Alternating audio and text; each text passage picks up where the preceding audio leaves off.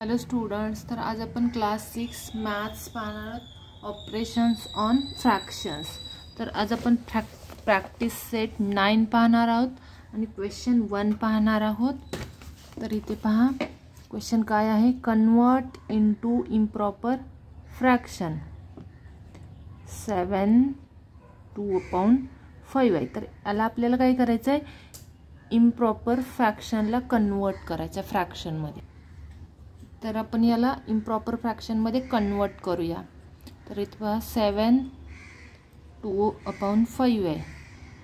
तर आपण याचं काय करूया, 7 + 2/5 इज इक्वल टू 7/1 + 2/5. तर इथे याचा डिनॉमिनेटर किती आहे, 1, याचा किती आहे, 5 आहे. तर हे दोन्ही आपण ॲड करू शकतो का न्यूमरेटर, तर नाही.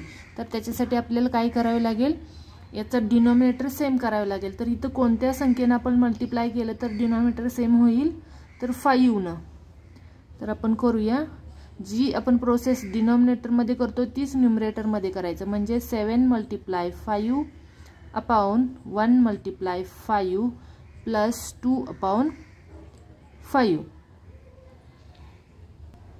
तर इथे पहा 7 × 5 = 35, 5 × 1 = 5 + 2/5. आता हा डिनॉमिनेटर सेम झालाय, तर या दोन्हीसाठी आपण 1 घेऊ शकतो.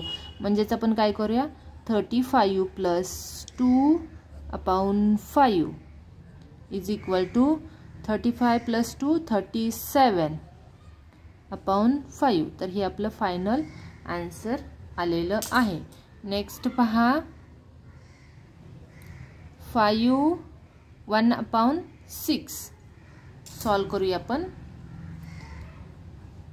5 1/6 is equal to 5 + 1/6 is equal to 5/1 + 1/6.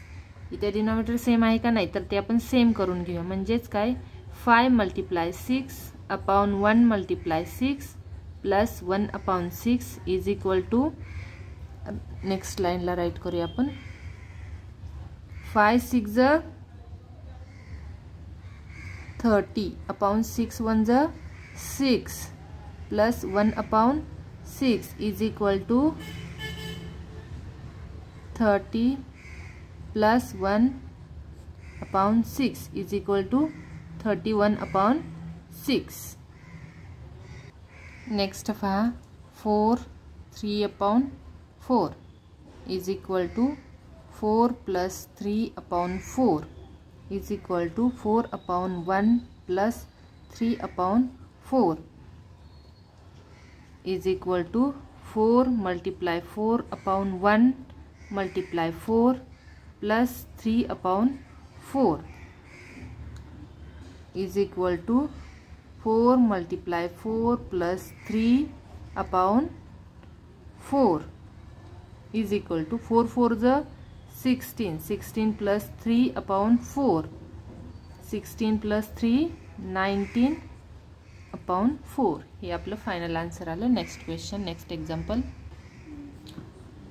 2 5/9 is equal to 2 + 5/9 is equal to 2/1 + 5/9